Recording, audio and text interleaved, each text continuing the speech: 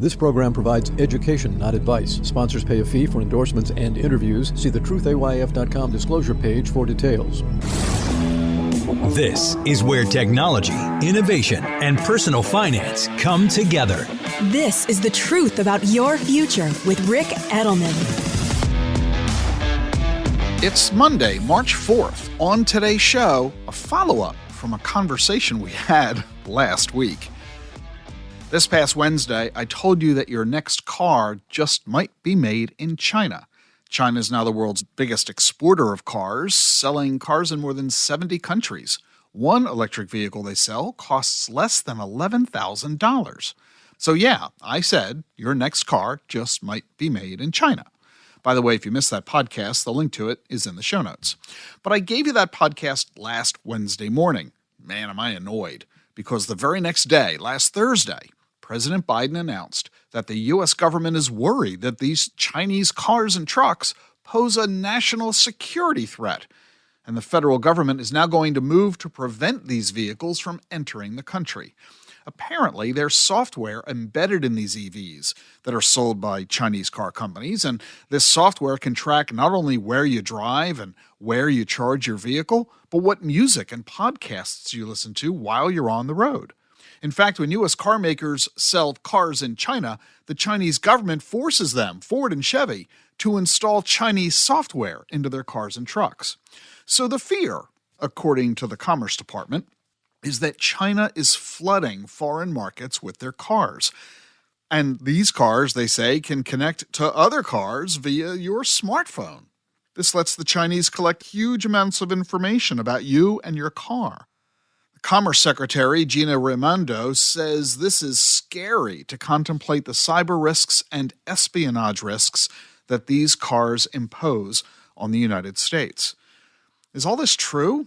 Or is it just an excuse for the government to limit cheap Chinese imports so that we're all forced to buy more expensive made-in-USA cars?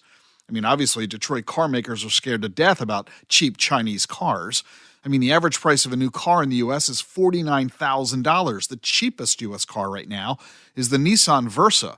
That sells for $17,000. There are a couple of dozen cars that cost from $18,000 to $25,000 from pretty much everybody. Toyota, Ford, Mazda, Chevy, Hyundai, Toyota, Volkswagen, Subaru, Kia, Mitsubishi. But nobody sells a car for $10,000 except the Chinese. No wonder they've already got a 20% market share in Mexico and Europe, and the U.S. is about to be next, unless the government prevents them from importing. Already, Chinese cars are hit with a 27.5% tariff, and now the government might ban these cars outright due to these new security risks. And it's not just the Chinese cars that our government is worried about. Joe Biden also announced last week they're now going to spend $20 billion to replace all the cranes at U.S. ports. Why? You guessed it. Those cranes were imported from China. And the FBI now says those cranes have sensors that send data about our ports and the cargo to the Chinese government. Who's the Nimrod who approved of Chinese cranes in the first place? It reminds me of the U.S. embassy we built in Moscow in the 1980s.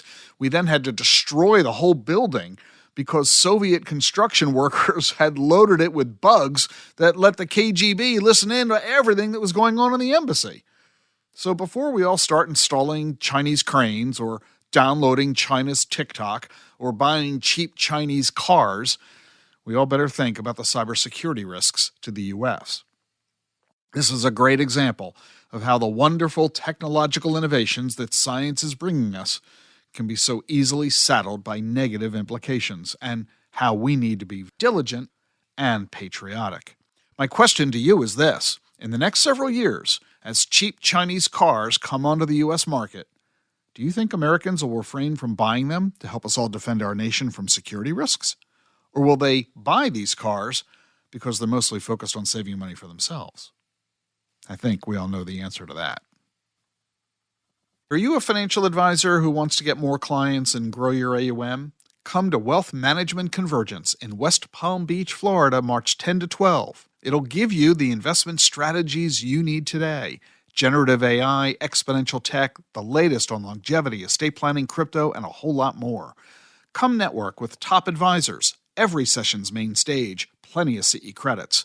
If you're a financial advisor, join me March 10 to 12th in West Palm Beach. Register right now. The link's in the show notes. And enter discount code WNC2024. You'll save $100.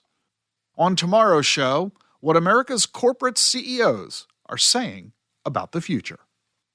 The Truth About Your Future with Rick Edelman is brought to you by Schwab. With Schwab investing themes, it's easy to invest in ideas you believe in, like online music and videos, artificial intelligence, electric vehicles, and more. Schwab's research process uncovers emerging trends. Then their technology curates relevant stocks into themes. Choose from over 40 themes. Buy all the stocks in a theme as is, or customized to better fit your investing goals, all in a few clicks. Schwab Investing Themes is not intended to be investment advice or a recommendation of any stock or investment strategy. Learn more at schwab.com/thematic investing. How should you think about Bitcoin? Turn to a specialist. For 6 years, Bitwise has been helping investors access crypto.